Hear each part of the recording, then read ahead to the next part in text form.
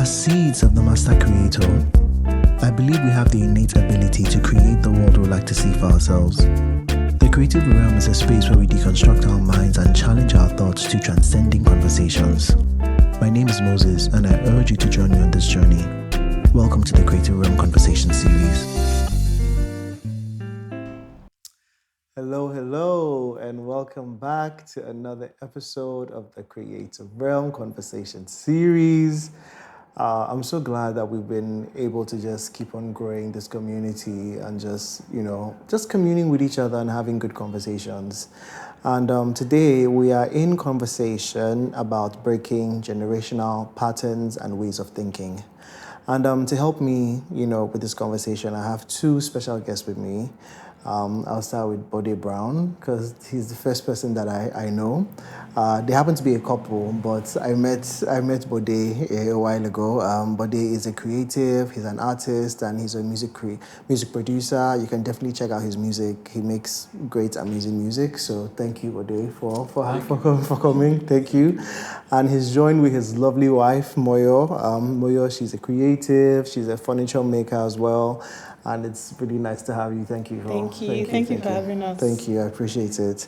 They're a lovely couple, and I've known them for like a few years now. Yes, and I think Bode and I met when he was playing. I think I had like a session, and I told you to come and help me play. Yeah, referred you to come and play guitar for me, and that's how we met. And then over the years now here in Kaya Productions, we've been able to build friendship, and then that's how I've met Moya as well, his lovely wife. So thank you guys for joining me again. Thanks for having us. Thank you.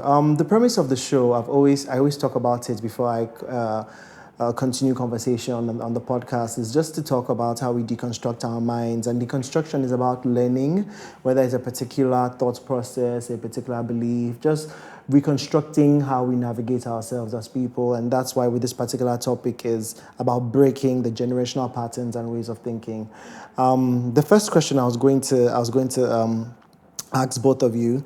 In my mind, I wanted to answer the question first and then have you guys answer. So I don't know if maybe my answer would give you guys some leverage of how to navigate. Yeah, how to navigate it. So the first thing I was going to ask is, now that you're an adult, what traits do you see in yourself that mirrors your parents? And then the part two of the question is, do you like those traits or do you not like those traits?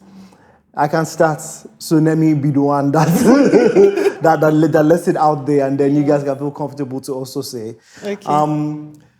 Yes, what traits do I see in myself that mirrors my parents? I think I'll start with my dad. The one trait in my dad that I see that I mirror is there's a level of my father doing things last minute that I can see. And to be honest, that's a running thing in our Italian family. All of us have that thing of doing things last minute. It almost seems like when there's no pressure about doing things, then my dad doesn't really get things done immediately. Dad, when you watch this, don't feel it type of ways, but that's just the truth. And that's just a character thing that I have mirrored as well. I think with my mom, a character trait that she has that I've mirrored, my mom can be very stubborn. Like what she says is the right way. There's no convincing my mom that she's wrong. Like once and if you try to convince her she's wrong, she'll not. So typical example, this just happened like a few days ago. Okay. So my mom, she traveled. She's in the US now. She wanted me to help her do something with her business. Mm-hmm.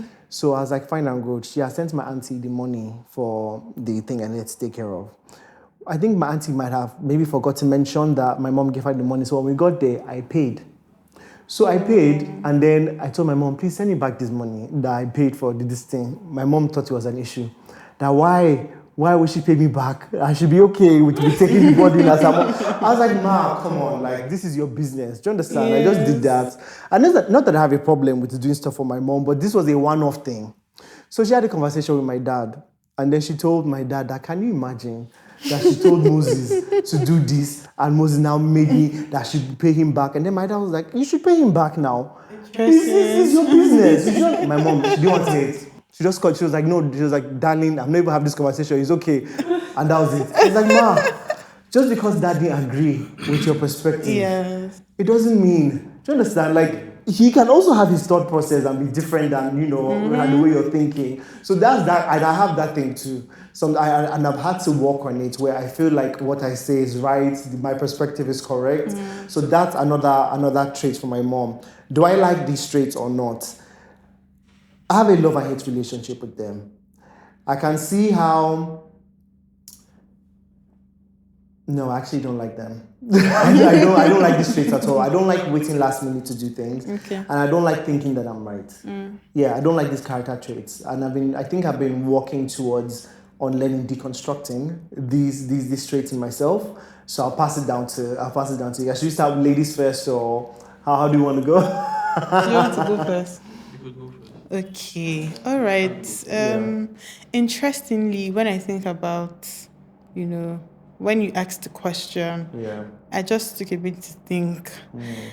And I would say the most prevalent trait is criticism. It's a really terrible thing, I will say, because I was raised up that way, to criticize everything. And the way it was taught to me was like, oh, it's a good thing to criticize so you can make things better all the time. Yeah. But I've come to realize that that's not the best. Sometimes just allow life be, just allow things be. Appreciate the imperfection in life, in humanity, in nature, everything, and just enjoy. So it's something I'm unlearning. You know, not just that I criticize other people, I criticize myself first. A lot. Wow. Then I criticize others. So it's something I'm really unlearning, and I'm relearning instead of to criticize. I'm learning to just take a step back and enjoy chaos. I like that. Would you say you got that trait from your dad or your mom, or for both? From my dad. From your dad? Yes, Wow. from my dad. Okay, so, and for you, Bode, how would you answer that question? I really got thinking, going back memory lane, and the I realized a peculiarity of mine is my dad was unavailable even till his death, sadly, last year. Oh, sorry to hear that. Yeah. So having to try and look for it's like with traits difficult, of someone that wasn't there. Exactly, Yeah. Jigga. But something broke me in his death, and with conversations I had. This is weird, like having to have this conversation. I'm always happy to share, because therein lies the healing for others. You know, I wasn't even at my dad's burial. Oh, wow. The conversation was over the phone. It's graphic, whatever happened, but when I was told about how the burial played out, it was still in the day. You know, they told me that a lot of people turned up. My father was a good man. You know, then I recall back when I was younger when, you know, my dad was a popular jingo. Like, how did they say popular jingo? Yes. Yeah, for some reason, he was quiet in the house. Like, for when I can recall, he was on scene. He was a medical doctor. I only saw him once, like in a day. I'll see him just in the evening. And this is another story, but it was dark. Like, the times I would see my father would be, I'll kneel down from when I come back from school, primary school, till when I'll see him late at night. You know, and to just receive punishment. So it was a dreadful thing. Flimsy things, like, now I call them flimsy things, like, why you beating your child? His handwriting is bad. Why you beating your child? He had a C instead of A. These were two things I could recall. It was always a terror having to get my report card result and just come back.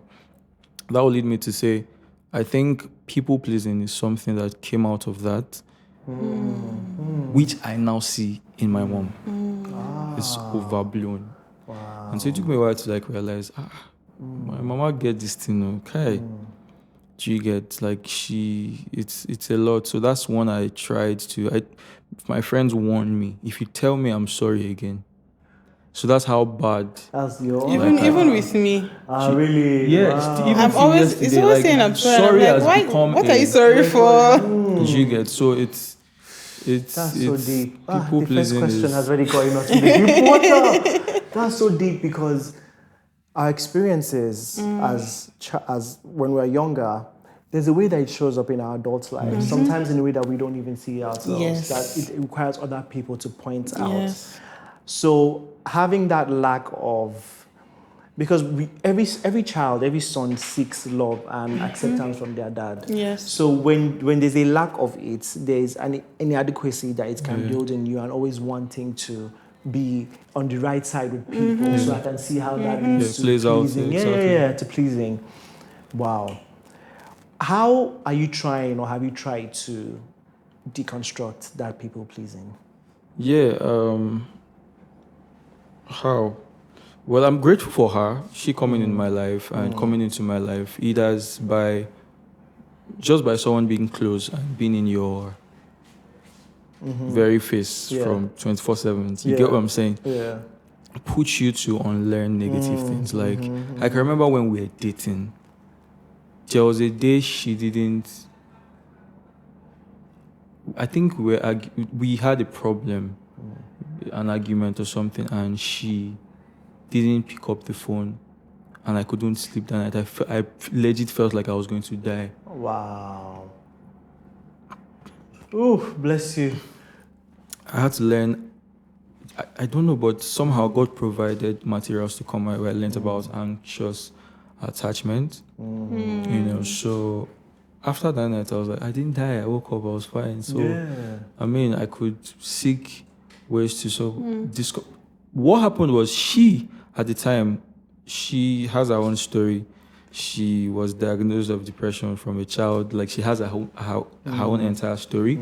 And so at the point she would be learning stuff to make herself get better, I would passively be getting this information and go to work on them. So I think it was her healing was helping you heal. Thank you very well. much. I didn't realize the things that had affected me deeply. In fact, I started to consider there was a time our pastors then, she said she was going for therapy, and our pastors then said I should do therapy too. I was like, oh, it makes sense.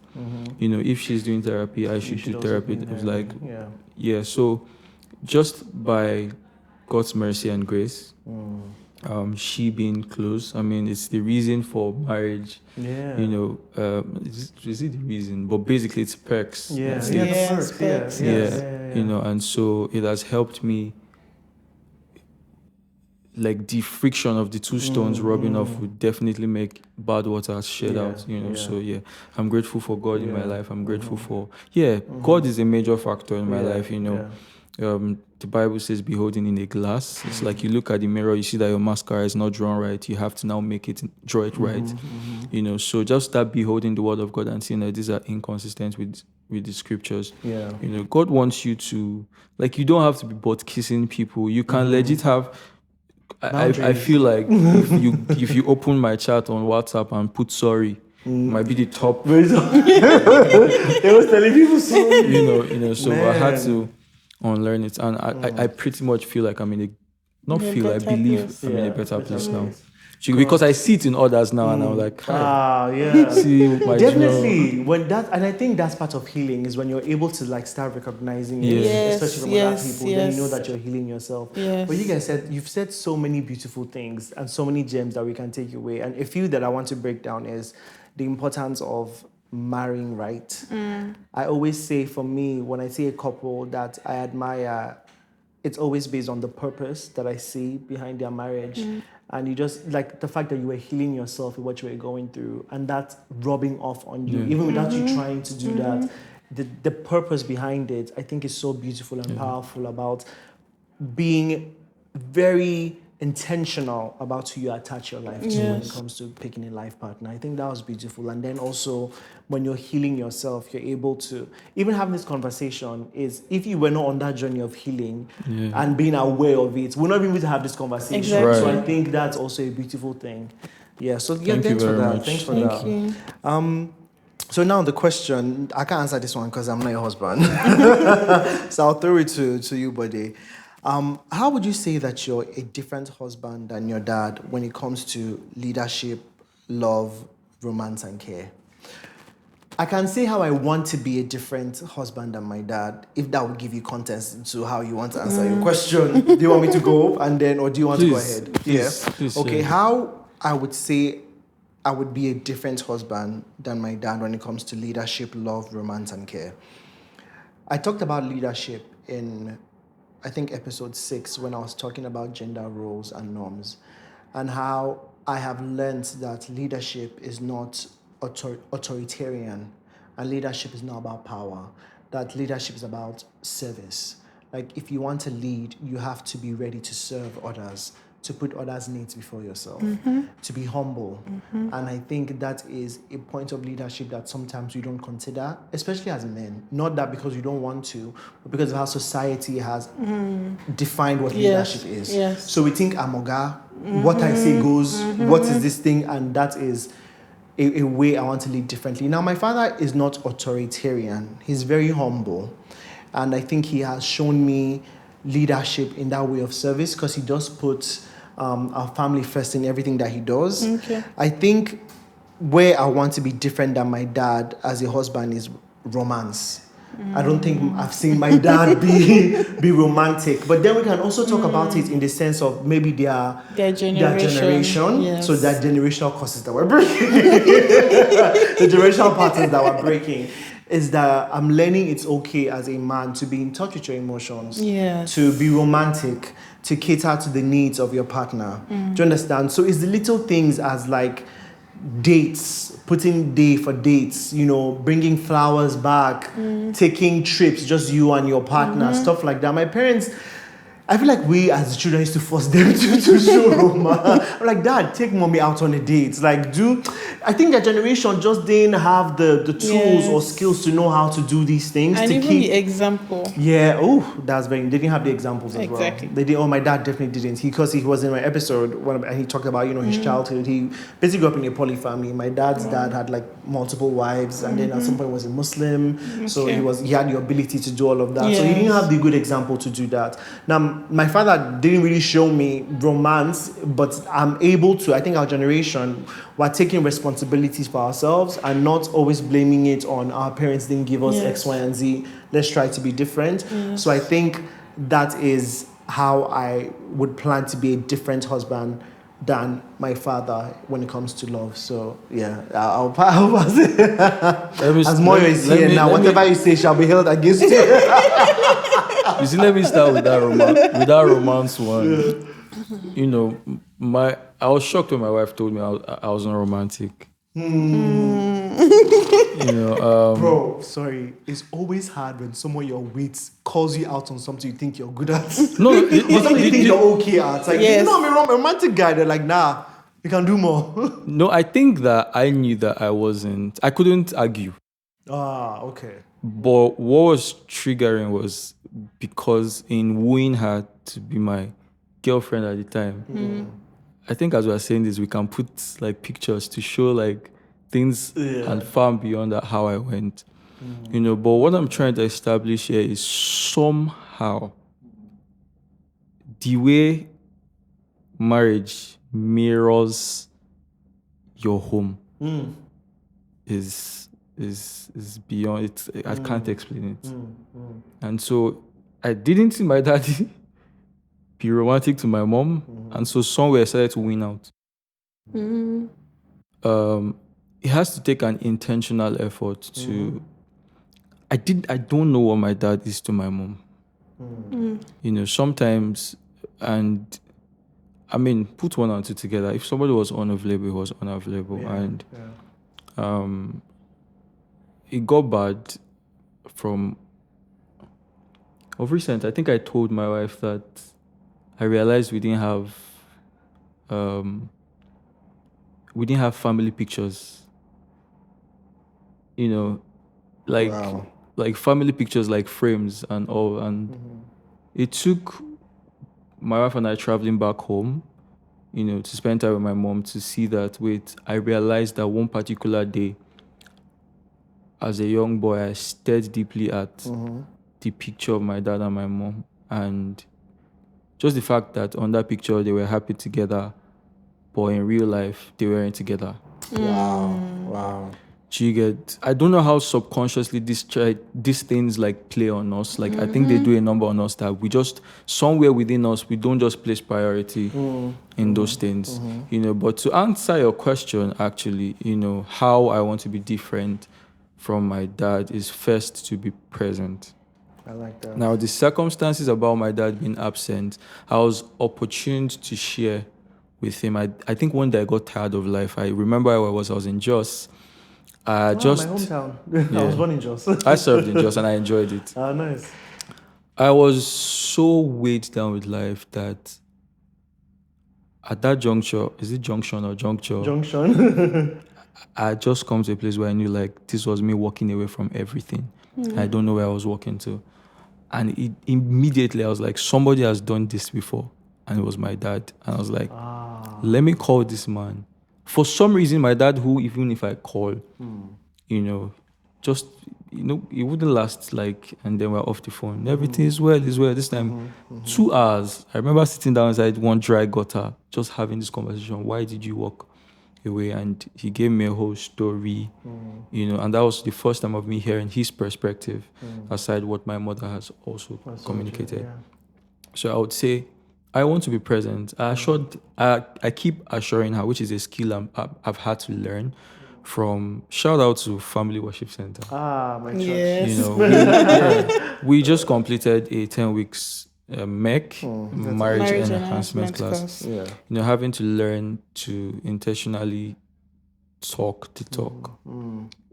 Men can be silent. We know it, but it's now see where you asked that question. In men being the role of a man being when you look at it in the actual anatomy of a human body, with men being the heads, that's where you have the mouth.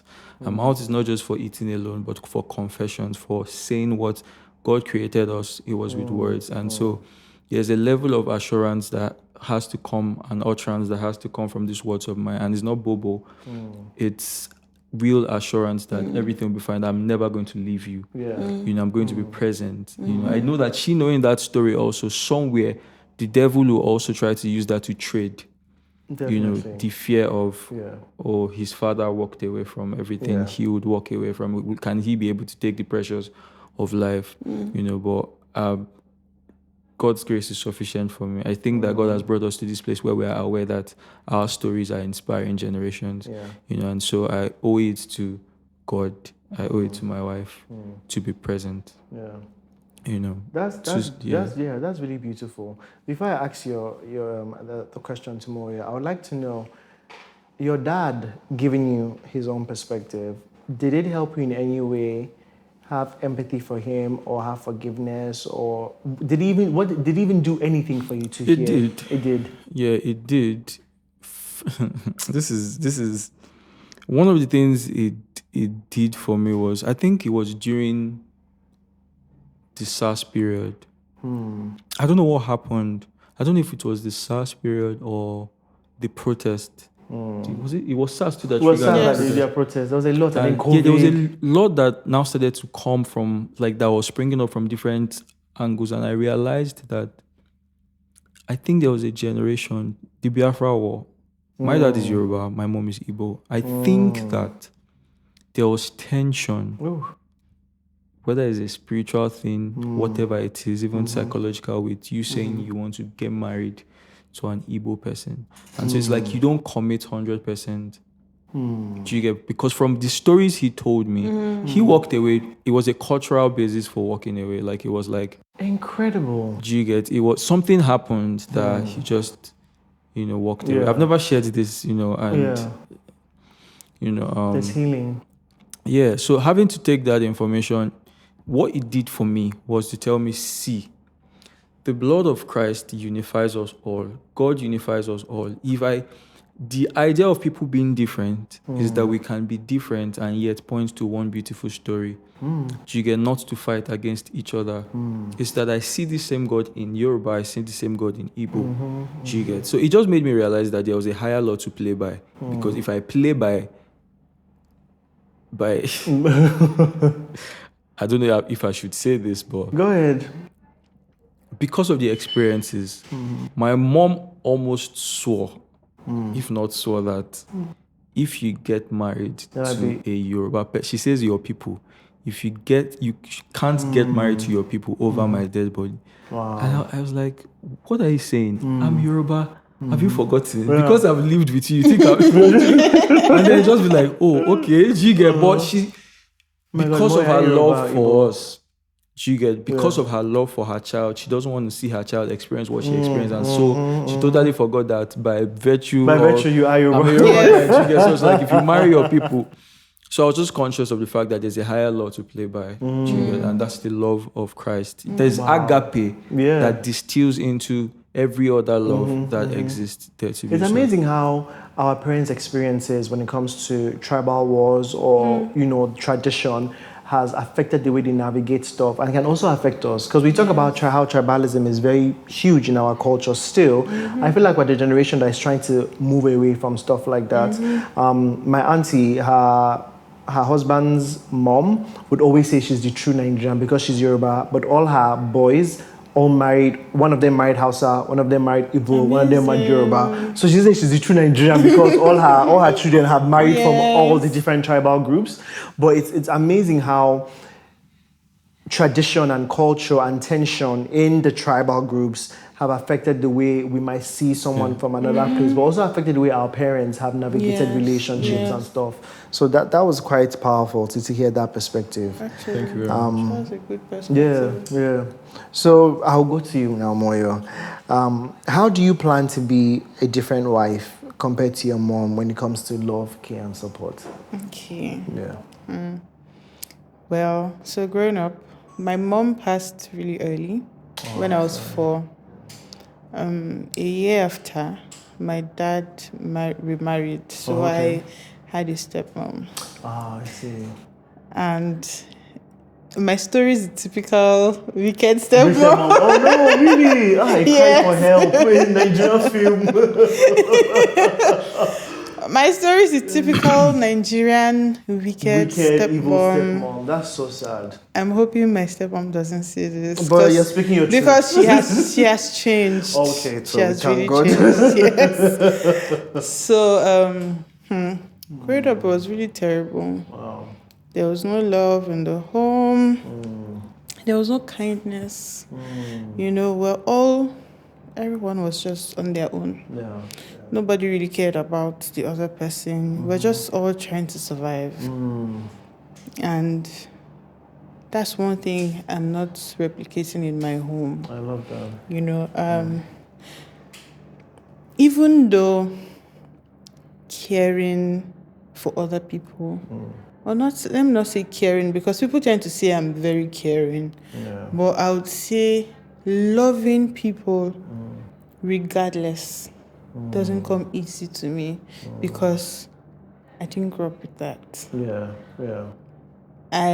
I'm not familiar with that culture of loving unconditionally. So it's something I'm learning now. Yeah. First of all, learning to love myself unconditionally. Learning to be okay in my own skin, be comfortable with my imperfections and weaknesses. That's the first step for me. Yeah. Then loving my husband unconditionally, which is something I'm learning now. Growing up, you were rewarded, or not even rewarded, recognized based on what you did. And unfortunately, there was nothing you could do that was ever enough. Wow. So you're always trying to meet. You're always trying to meet up. So when I met him, I was judging him based on that standard. Like, you can't be here. Yeah. You can do better. You can always do better. Because first of all, you need to understand that I am already placing that pressure on myself. So to me, that's normal. I can never be okay. I always have to strive for something better. Yeah. But now I'm learning to love and to love unconditionally. I think that's the key for me. I feel like once I don't want to say once I learned that, because I feel like it's an endless journey. But as I master it, as I continue to learn it, to love myself, to love my husband, and then eventually my children and my friends, my family members now, I think that's something different. Yeah. That's something, it's changing me. It's changing how I see people. I'm intentional about how I relate with people now. Even things as little as my facial expression. Wow. Now, and the truth is, it's a chore right now, I wouldn't lie. I can imagine. Because it's foreign to me. Yeah. Channeling your basic nature of how you've always been. Thank you. Sometimes, just the act of renewing my mind in a day makes me tired. Yeah, I can imagine. My husband is a witness. Best witness. So I would just be like, I've been battling mental battles. I've been having mental battles all day. Yeah. At this point, I don't even have the strength to talk or do anything. I just want to lie down and be on my own for a while. I need to refresh. Yeah. It's a chore. It feels like a chore. I'm meeting people and I'm reminding myself, Moyo, smile. So, and the truth is, I don't mind doing it. I'm not faking it. I'm teaching myself. Yeah. When you meet people, you smile. Care about people. Ask them, how are you doing? Or notice what they are putting on. Do something nice for someone. Those are ways that I'm unlearning, undoing yes. the nonsense. If there's any consolidation, I would have never thought that about you. For all the times I've met your wife, she's always been so lovely and so nice. Interesting. Honestly, that shows, that's fruits of the label there. Yes. The fruits of the work that you're doing. And I've never thought that. I know with the question, it's hard for you to say what you unlearn when there was no example for you to do that. But what I would like to ask is, was there any particular thing or particular saying that had happened that made you think, oh, I need to work on this particular thing in myself? Was there a particular, story or something, or it was just life happening? Well, so I would say growing up, I knew something was wrong. I just couldn't pinpoint it. People would say, you're so nice, you're caring, but I didn't have friends. Wow. So, I feel like there are a lot of people that are in this predicament. Yeah, wow. My life just felt like two opposites. Wow. Living in one body. Wow. So when I sit down, I'm like, why am I always on my own? People say I'm nice. People appreciate me. I'm generous. I'm this and that. But I don't have friends. I don't know how to make friends and keep friends. I had that because I was a loner growing up, so I was always on my own. So I was always thinking, processing stuff. Exactly. So I grew up that way. Then eventually there was a day, the first day it hit me that something was wrong. I went to see one of my counselors from church. I was a teenager and I was having some issues with my father, and the story is not a nice story, but I was supposed to write my post-UTME exams. Okay. And there was no funds as a result of... There was no funds, or funds were withheld from me as a form of punishment to go and write my exam. And this is the exam I used to enter university. Wow. So I had to call one of my counselors from church, and she was like, come to my office, because she just couldn't imagine. So I went to her office, and she just started asking me questions. I was answering, and I noticed she started crying. Wow. My mother was like, Why is she crying? Why is she crying? And she kept crying and crying. I was like, you see my story that's I was like, so things must be really bad though. This is not crazy. This must be really bad for this woman. And this is not a soft woman. Then she was one of our counselors and ministers in Teens Church. Very strong woman. I think that's one of the things that made me like her. Yeah. She was always strong and, she was crying. Wow. I was like, okay, something is wrong. That was the first time Wow. I realized. That is. And I was 16 or 17 wow. at that point. So from then, I was like, oh, okay, something is There's wrong. work to be done. All the while, I knew it somewhere, but it just didn't dawn on me. Her reaction to your story Yes, made me those little realize. things have a confirmation Yes. to what you were already Then feeling. That's now made me understand why another counselor took personal interest in me, because she would always invite me to her house. Yeah. She would cook, give me food, give me stipends, buy me things, introduce me to her family. So it felt like an escape somehow. I was like, well, maybe this is why, her name is Mrs. Ike. So I was like, well, so maybe this is why Mrs. Ike just likes me coming around, Yeah. So then I started seeing a family. Like, my family is not like this. So this woman prioritizes her family. She's a pastor's wife. Wow. She was a counselor. But trust me, if she wants to leave by 4, she will tell you, my kids are back from school. I need to go and take care of my children, pack her bag, and go home. Wow. I saw the love, and we saw results, because in church, in big church, you'll come and announce, oh, Mrs. Ike's daughter, she was the valedictorian of her class. She won all the awards from the class. Then they will give her gifts. I'll be like, this is someone's child. Right? So I think it was from there I started realizing that something was wrong. Then I started intentionally, also by the grace of God, honestly. I told someone my story recently, an elderly woman, and she was like, God really has his hands on your life, because the truth is, when I told her all I'd been through, she's like, people like you would either be on drugs, would be wayward, some maybe probably not even be alive anymore, based on all the things I'd gone through. But she said that God kept you. And that's what I always say, that God kept me. God kept me and opened my eyes to see that I was in dysfunction and I needed to come out of it. So that's it. Wow, that's a powerful story. I think one thing that really struck me was how we can be in dysfunction and not know that we're in dysfunction.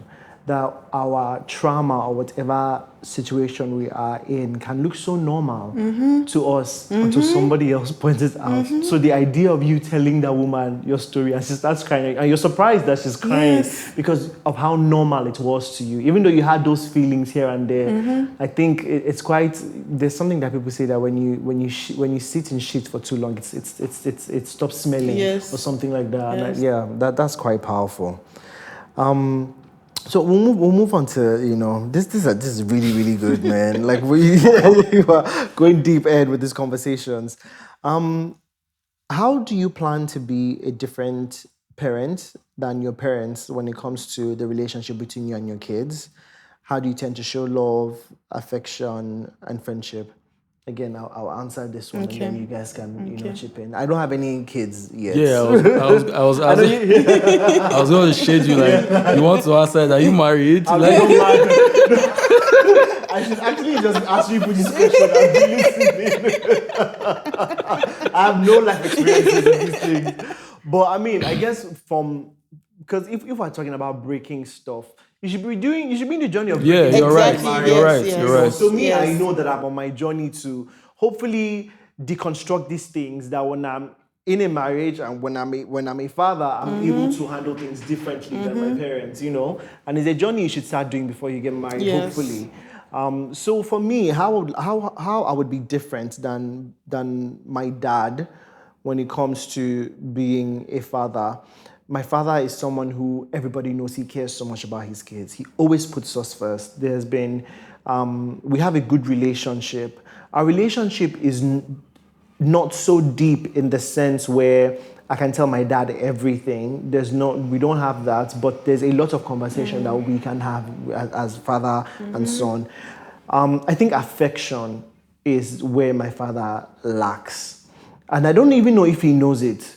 So growing up as kids, we didn't grow up in a family where my father would tell me that he loves you. And I think a lot of African kids, we kind of have that. And I don't like how we have normalized the fact that we say, oh, my parents don't tell me they love me, because for me, I saw how it showed up in my life in a way I didn't think it would, where I hated affection. I hated anyone telling me that they love me. If my sister would tell me she loves me on the phone, I'll cut the call on her. When I started dating, I didn't like affection. It's so odd. I didn't like touching. Don't touch me. Don't tell me. It would irritate me, literally. I didn't like affection. So that was how it showed up in my life. So I think that affection thing is how I would like to be different with my. I don't know if like African fathers. I think the generational stuff and maybe toxic masculinity could play a role as to how they think having an affectionate relationship with their children is somehow a negative thing, or with the sons. Also you want to raise your sons to be tough and to be strong, but then you have to balance it out. There's nothing wrong with showing emotion and all. My mom would always try to push my dad to like take us on father and son drive or father and son dates. He did. I can count how many times my dad tried to do that. It wasn't something that he was persistent in. As much as he never really told us that he loved us, I knew he did. But I know that the saying of it would have definitely changed the way I received affection and showed. Even till today, my dad doesn't. And I see how it has, because he would tell my sisters he loves them. But then with the boys, he wouldn't say, I love you. Interesting. Yeah. With the girls, we tell them, I love you. But with the boys, for some reason, he can't say, I love you. And it's affected me and my brother. Because my brother and I don't tell each other we love each other. On the phone, we just say, love. And by... At least you will say love. We'll say love. And even me, when he says the love, it feels odd to me. Yeah. Or he say big love, I say, all right, big love too, bro. And then that's it. Even I love you is so hard for my brother and I to say to each other. So my dad now, when he calls, he say, all right, so love. And even so, I love you. So he doesn't do that. So I think that is how I would deconstruct my mind in being a better parent in that sense, is that the affection thing has to show. But he has shown me a great example of how to lead a family, how to provide for a family and all of that. But the affection part is how I'll be different. Yeah. Do you want to go first? I think, speaking now I think the first thing we decided was it was logically or morally right that we wait to have kids than the automatic, I don't marry the next thing. Kids. I love that. 9 months, I want time. to. Do you understand? So as parents, as intending, or how do you say it? As couples, as a couple, we decided to, give attention to to recoup the lives that we lost. The G-get, and just be intentional about ourselves and fill up our love banks, learn, before we're able to invest it in, and it's not like an endless thing. It's a calculated time to say, okay, from so time, we will now start to. I love that. I wish more couples did that. So yeah, that's the intentional thing we've done to be. I wouldn't say my dad was a medical doctor. My mom is a midwife, a nurse. So there are medical people who understand the entire family planning, but they understand it from a probably biological standpoint. But I don't know whether it's as we realized the dent of trauma in our lives and decided that we don't want this to be automatic, and so we want to just chill. And wait and learn. You get and then I love that. It's better that the children come in and let us learning. It's better that they come in when we are learning than when we are clueless. When you are aware there's stuff to learn. Exactly. And it's also because intention is never enough. Obviously, I don't want to raise my children the same way my parents raised me. It doesn't want to do the same. But just having the intention is not enough. I love that. It's something I'm very aware of and I'm very conscious of. I must give myself to learning. Even in marriage, first of all, we are giving ourselves to learning. Because unfortunately, we both come from dysfunctional homes. So it's not an automatic thing. You don't just come and become a good dad because you made Yes, up your mind that you're not going to. yeah. Because on his side, there's no good, or let me say, there is no Model. excellent model. On Yeah. my own side, the same thing. Yeah. So we have to learn first how to even live well, how to love ourselves first, love each other Yeah. before we now have time to, Bring another up human, people. yeah. And also because children, as much as they are blessings, they are one of the things that break marriages. Especially for our generation. Especially for our young generation. Exactly. Yeah, I've been seeing that Because- happening a lot, and it's quite Yes. sad, but people don't have the tools and they're not Yes. ready.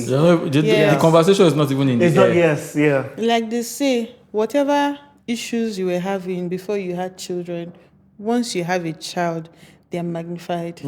So I'm like, even the two of us, this is by the grace of God. I can imagine. So let's hold on, you know. And sometimes, not like I don't think about, sometimes like, hey God, hope I'm not making a mistake, because everybody's like, better just start what you want to do and finish it now. finish it. And no.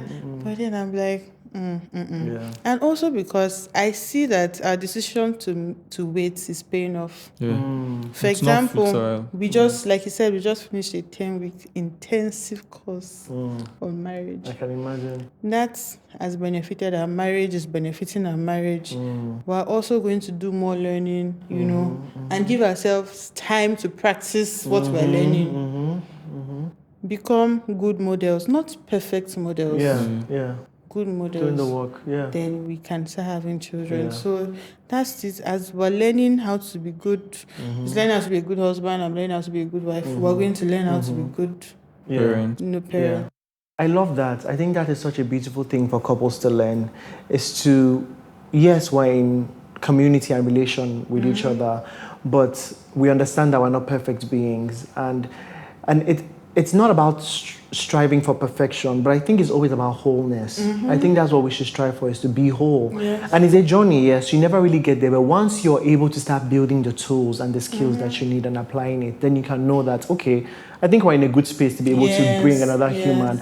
And honestly, I just wish more couples adopted that. Like, I think that is such a powerful thing. I don't even think you understand how powerful that is to me. It's such a powerful thing. It is such a self-aware thing. It's not, because sometimes people think when you decide to hold off to have kids, it's selfish. No, you're self-aware. You're self-aware. You know the situation that you're in. You know how you want to raise your kids. I think it's the most self-aware thing you can do, is putting the livelihood of somebody else before yours, to know that okay, I want this person to have better than I. Exactly. And until then, it's so self-aware. And I think it's such a beautiful thing. I don't think God is looking at you guys thinking I think he's looking at you, these guys know what they're doing. And I think that that's beautiful. Thank you. So and that's part of the journey. I don't know how you can measure it up where you get to a point where you feel like you guys are ready for that. But I think when you guys get there, you would know. Yes. I think, that's why I said, so for us, it's a healthy balance between knowing that it's not an everlasting journey of learning. Like, other people would counter us and say, like, can you ever learn it finish? Yeah. Or You get. people will say, oh, there's nothing like being ready for a child. Exactly. But I feel like another reason why I'm this way, because usually the women will be the ones that want to have children. Yeah. I grew up taking care of a lot of my cousins. So usually I have an auntie, the first and second children, once she left the hospital, she would come to our house. So I was very invested in taking care of babies. Yeah. A part of me was like, this is not a joke. So I'm like, this is not a joke. it's You not don't a just small- dream of having it's not babies a- and have babies just like that. It's not you a small know? walk in the park. There's a lady I follow on TikTok. She's a midwife in London. Okay. And she was talking about the cultural differences that she has noticed between black people and white people. She says the thing about white women that her clients, or what's the word now? Because she's a midwife, she's a nurse as well. her patients is that the white women who are pregnant, that they are very aware of the burden that comes with motherhood, that they prepare themselves. So like they make sure they're together financially, mentally. She was like, that's the difference that she noticed, like a cultural thing. So when you see people just say, just have children, like you just go on the way, she's like, white people don't think like that. Like they are so aware of the burden that comes with bringing a child, and they are preparing themselves for it. And she was just talking about that, and I thought, wow, that's quite powerful. So that's so self-aware. Self-aware. Yes. Did you want to say something? No, I said, thank you. Very much. No, it's well, I wanted to say, it's not as if we've not been confronted with the thoughts about what if, like, you get, but it's like, define your why. Why are we doing this? You get, this is why we're doing this. You know, we've been hit with baby scares. We've been hit with. I've had to even just within Bible, just study how parenting happened and to see was I on the right track. You know, she actually was the one, because my wife was well aware of dysfunction. She made me realize I was basically, dysfunction was present in my life. I thought I was fine. This was when we were even dating. You get, and so a lot of things my wife is ahead that I catch up eventually. I was like, thank God that she took this initiative. So it's like the relationship we have for most of the time has been me catching up later to the thoughts she has already, how will I say it, initiated. You get, and I think it was also, at the point, it was a burden for her. You get, it was a lot, but I think through counsel and we were able to understand that, see, you guys are coming from different backgrounds, different experiences, different personalities. You know, it doesn't mean, there was something that happened in our marriage at the point where a major decision. And at this point, I was vexed that God didn't come to speak to me, like, what's that? And somebody had to teach me and let me know, see, you guys are one, right? God could speak to any of you. You're one, so he can speak to her and she gets to say it, and he can speak to you, but he's talking to the marriage, as long as you both recognize that you're a unit that is unbreakable. And, you know, so. Yes. I love that. The last question before I ask second to the last question. Technically, we all do business on some level with, you know, the work line that we are in. So I want to know, how do we tend to do business differently compared to our parents, or how do we plan to handle finances maybe differently from our parents? I can start answering this as well. I think the way I would like to do business differently than my dad is that my dad, he's been blessed to be in a position where he's able to help a lot of people. But my dad gets taken advantage of a lot. And that's something that frustrates my mom. That there's a level of humility that we think is almost stupid. Because if you're doing the same thing over again and you're getting the same results, do you understand? There's a way that my dad does things where people would hurt him or cheat him, and they'll come back to him and he'll be okay with doing business with them. And it doesn't bother him.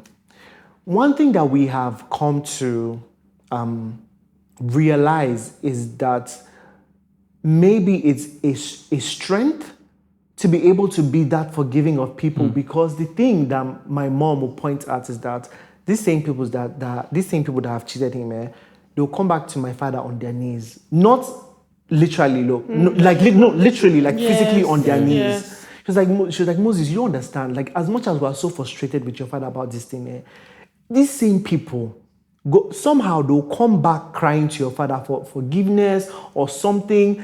So as much as me, I tend to think, I can't lie that I have that level of humility and forgiveness, you know, because I can see that, yes, it can be a strength, but there's so many things I feel like he could have been more, I feel like some more fruits would have been able to, you know, happen along the way because of how he was too forgiving of some things. Do you understand? And it's almost sad for me to say that, because it's good for us to practice forgiveness, but I do think there's a level of humility that's stupid though. And I don't know if I'm the one that's in the wrong, but I don't know if I have that grace to say that I would do business like my dad in that way. Because it's not even my personality. My personality is I can love and I can do, but once somebody shows me who they are, I believe them the first time. I believe you the first time. I don't tend to go back and forth with you. Once you show me who you are, I believe you the first time. So I think that is how I would do things differently than my parents. I think I would also build. My dad is not the best with building business stuff. He works in government, so he's good with connections and stuff. So I think I'm trying to build those skills of like understanding how to build a business, something I can pass down to my kids, like an actual tangible thing as well. I think that's how I'd like to do business differently. Invest more as well. I don't think my father was quite. I think with investment too, maybe it's a generational thing, or we are just learning it more. We understand more with like investing in shares, investing in property, investing in stuff like that. He doesn't have like that Igbo man mentality of like business. My father is a houseman. He doesn't have that Igbo business. And he'll also tell you like, that's not his strength. But he has his things that he's very good at. But I think that's also something I feel I need to build those skills of like, it's okay to do multiple things. Sing, do business, do podcasts, do this, put your hand in so much, do you understand? Yes. And grow them. And I'm just learning to do that. So I think that's how I'll do things differently. Okay. Yeah. Okay. This is something that is really on my heart because I'm also a businesswoman. I can imagine. A whole lot to unlearn. First of all, it might look like this is not directly related to handling a business, but it is. Rest. My father is a businessman also. And growing up, one of my father's biggest boasts is that he never takes days off to rest. Wow. And he would boast about it. Have you ever seen me sit down? Even when I'm sick, I still go to work. What is malaria? I will still go to work. I will still go to work. Even if I came back at midnight yesterday, but I will still get to work. Yeah. And he celebrated it so much. I imbibed it and did not know how to rest. Wow. Till now.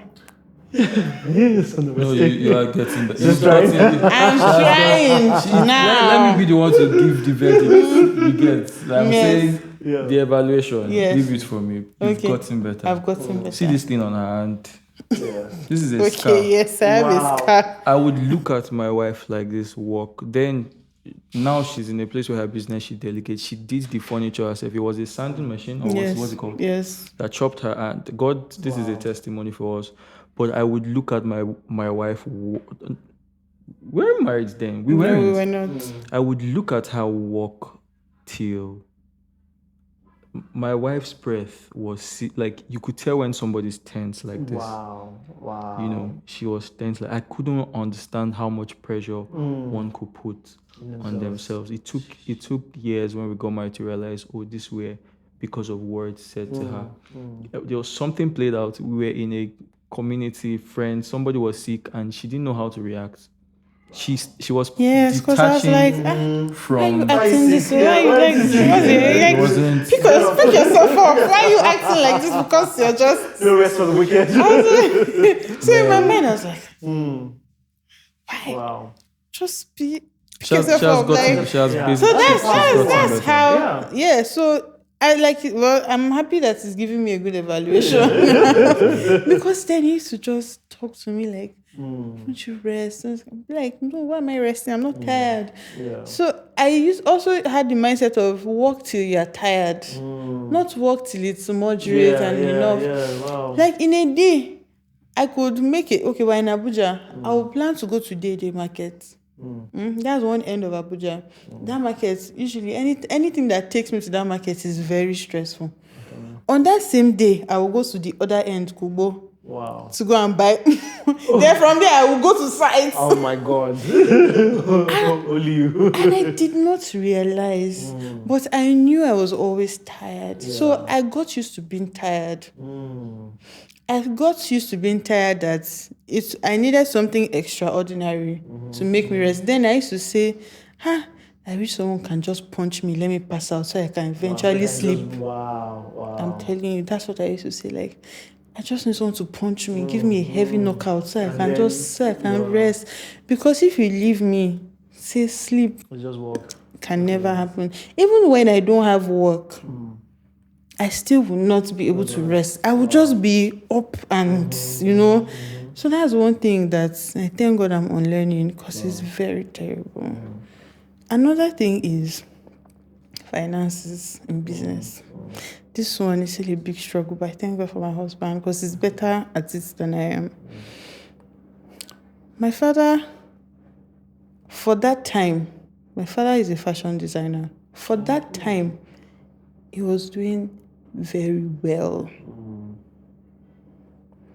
Then tailors were just like, they used to call all of them tailors. A tailor was just living hand to mouth, taking small business and all. My father was making clothes for big people. Built his house in Lagos, built a house in the village.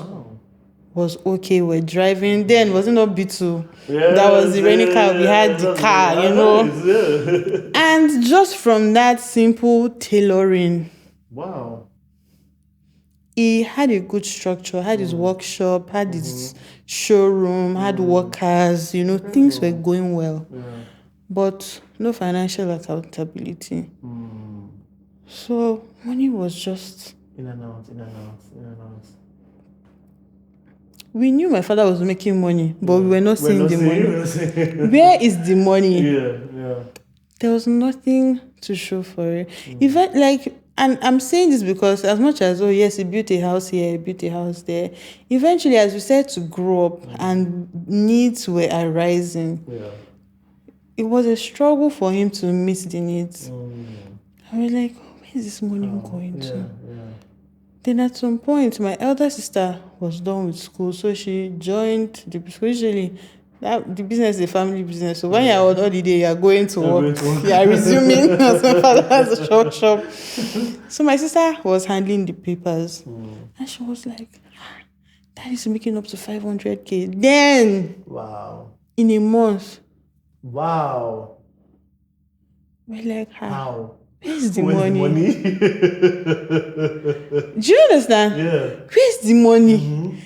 We were at home waiting for Daddy who wants to. He said, let's pray about it. Where is this money going to? Do you understand? And even sometimes I'll go with my father to deliver because my father liked to take us along. Say we should also learn how to network and to see the better side of life.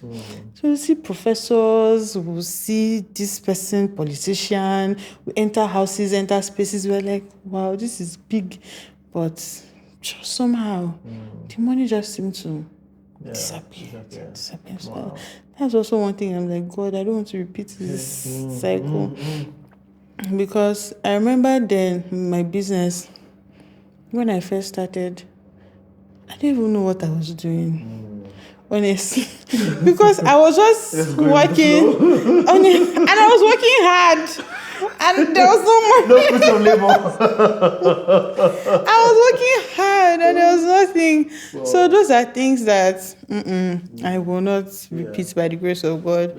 I'm giving myself too much study, hoping to do some courses soon, to help me manage my business better. And also because I know I'm going to start new businesses, more businesses. So I want to be able to handle multiple businesses at once by the grace of God. So yes, I think I'll stop there. What about you, brother? Breathe in. Come on. Breathe out.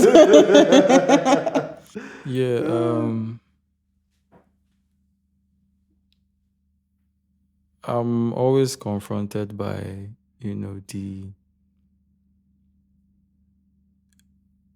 I'm telling you, I'm still learning of myself till yesterday and realizing how much of God's mercy is making up for, this dysfunction of not having a father and the lack of it. So if I can recall, you're talking about your father, you're asking where 500K is. I don't know what money was. Like, if I can recall back to when my dad was present, he wasn't even present. So he was a medical doctor. He just came back. So I don't know how his business. This is two things that I know. I know that his hospital that was prominent then closed down, and I can recall being on the bed and my father and my mother composing school anthem. So the business closed down, the hospital, and the school now that we're running. Then I would hear things about my dad I would hear from my mom, and I heard it from her when she was now alone. Do you get? So it was much of a sad, this was your daddy, I told him to do this, don't get involved with this, he would get involved with this, and all that. So there's nothing from my dad. I think one thing is, I used to see workers then display terror towards me because my dad was owing them. Oh, wow. And so when I look at my life now and the delay it has taken me to employ hands, do you understand? For a long time, I was a do-it-yourself person. Do you get? I was like, could it be this fear of not wanting people to point fingers at me? Like, do you get? So I want to be perfect before I employ people to come into my space. Do you get? But I don't think it's ever like that. There's a necessary business structure you have to put in place before, you get people on board. Not necessarily that you would never work with having people in your space. So that's a part of my dad. I don't know for what reason the hospital, if I can say it on camera, it would be like some of people would have been giving birth in that hospital and, just shut down, and it was a school, that one shut down. Before you know it, my dad disappeared, didn't know where he was for years. Now, this is on the part of my mom. My mom now had to take care of us as a nurse working. I saw my mom give me money every day. Do you get? So as a man, having to, for a while, it was a problem in our marriage because even while we were dating, she started to point that I was too dependent on her. So it was like any woman in my space, like, he's my shoulder, you can't lean on me. So I didn't have I couldn't stand on my own. Yeah. You get? So the defects of that particular thing played out. And then one thing that I know that this one from my mom is, my mom doesn't think in terms of, once there's a need that arises, you would always hear the word borrow. It's I started to give her grace eventually. I was like, this woman has acted irrational for years just because of the lack of her husband. Yeah. But I could not fathom it at any point where I was like, oh, I need this. It's like, I'll go and borrow from. I was like, do you realize that? I was like, these people that you're borrowing from, I had to do when I had seen it creep up in my own life, I just sat down one day. I was like, how come I message this person to borrow for this person and this person always have to give? I had to do the work to call the person, to ask the person. Thank God it was my friend. Like, okay, how do you have? So I had to, I can remember a particular time that I dropped on a group chat. So I asked, please, what are your money mindsets? And two people spoke up, and I can't forget this person who spoke is a friend of mine. God bless him. And he said this that really was like, bro, don't be hard on yourself. I come from a privileged home. Those words did me a number. Like, they healed. I don't know what it did to me, but it gave me room. I enjoyed love and reason to pursue more of learning. I was happy I asked the question, even if he was the only one that responded and some other person. I was like, oh, there's actually a thing as people are, you get, and that thinking about where I'm coming from, I didn't see my dad. Like, I don't know, I can't recall my father ever giving me money or having any form of, I just know that this man was downstairs either operating on baby, or I can remember one funny incident. So this was how our house was. There was downstairs, hospital, then we were at the top floor. Wow. We were at the window looking out at night. There was my dad's sister with me through the window. We're looking out, and there was an ambulance. They were rushing somebody in, and I was sad. But here's my sister, my dad's sister, young sister, was happy. She was happy. I was like, I couldn't understand it as a child. Like, you're happy, what's going on? I was like, somebody's about to die or sick person is coming. Like, they're about to treat someone. I was like, so you don't know that's how your father would have money? Joseph, so ambulance was coming, it was like, money!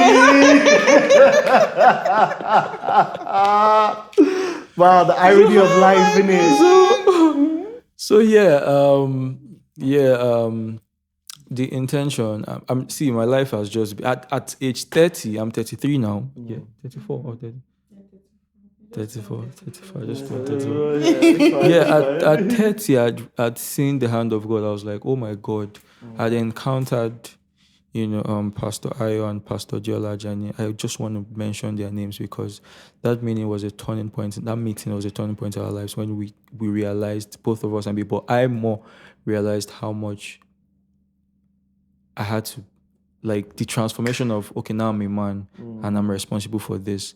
Just meeting these people and the words, like what they told us, how it transformed my life. I was like, no, man, I have to learn the things I don't know. And God showed me the things I don't know, things which I know not teach me. You get, so I had to start going on, just learning stuff, different angles of life, father, leadership, family, work, wealth, you get health, and just go all out and say, a man is given to, I'll come back to this bias that I have. I think is a beautiful thing for guys out there, if you're looking for a model, I think that God has placed a beautiful model in everybody around you, which is looking at the head and the body. The head is where you have the eyes for vision. You have ears to listen. You have a mouth to speak. You get, and even provide, like whatever you take your. But it's just something that I tell myself that I'm committed to ever learning. The better for me, I feel like this is what it is. Listen, and how did they say that? Readers are leaders. Readers are leaders. Sorry, there was this funny quote. I think I designed something. I said, Ebuka something. Readers are leaders, but Lagos is not Lagos. But Lagos is not Lagos. I was shading my Igbo people. Okay. So I was like, readers are leaders, but Lagos is not Lagos. Yeah, but that was just by the side. But yeah, committed to a life of learning. Yeah. And yeah, the grace of God has super been sufficient. Yeah. See, the grace of God has been such a running theme in you guys' life. Like you can really see the hand of God Yeah. for both of you individually, but also as a couple. That has been such a beautiful thing for me to really see when you guys talk about your experiences and your journeys. I feel like people out there would learn a lot from what you guys have said, even beyond what you guys might think, because you never know. Just saying your story and your journey helps somebody else or what you are going through. It's been so lovely speaking to you people. Thank you very and I'm much. grateful because it takes a lot of vulnerability to be able to speak and to be honest. So I really appreciate it. But to end this thing, for both of you, in 2 sentences, if there's anyone out there who is struggling coming from a family of dysfunction or a couple who are together and trying to figure things out, just need some kind of direction. In 2 sentences, what would you say to that individual or that couple? Okay, so I'm going to say something someone said to me, and for the first time, really sat with me. Things will get better. Things will get better. And you have to believe it to see it. Things will get better. I love that. Yes. I love But that. sometimes when you think far, you think wide, Yeah. you're like, it feels like you've been programmed for death, Suffering. Yeah. for suffering, for misdirection, for negativity. It feels like all that's been poured into you is negative. So nothing good you don't have can anything come out. to give. Yeah. But that's a lie. Things can get better. Yes, things love can that. get better. What about you, buddy? Yeah, I think one word coming to me is high priest, and here's the meaning. It's that priests are not aloof of the experiences for why they give the sacrifices. You get, so it's like God having to take care of the sin problem didn't do it from a standpoint of he had to, come in the human body as flesh, experience all that we experience. And then the reason you and I can believe the gospel is because Jesus Christ died. All right. So I'm saying that to say that we've gotten to this point and we've shared our story. And I believe that anybody watching this if you can relate, Yeah. I would say it's something to testify about. That you can find people who would say this, because we are now aware that we are sharing this thing actively because of the healing of others also. Yeah. I'm able to share this because I've been healed. All right. So I think there's a journey there's a work God is doing. Life began with families, and somehow in my head, it's like it ends with families.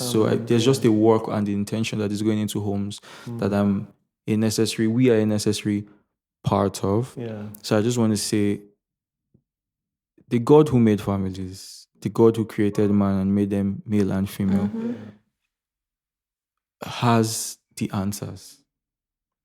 All right. So I would say no one is in the wrong seeking the gospel, seeking Christ, seeking God. You know, who else would tell us about ourselves? Do you get? So I think that's what I want to leave with. Yeah, you know. true. Thank you. That's That's very powerful from both of you. Thank you Yeah, very good. Very Thank good. you. This was such a beautiful episode. Yes. Like so deep, so nuanced, so beautiful. That's the journey of life, you know. So I appreciate you guys again. Thank you very much. Thank you very for much. having us. Thank you. So guys, thank you for tuning in. This is another episode of The Creative Realm, and we'll see you guys on the next episode. Bye. Bye. Yeah.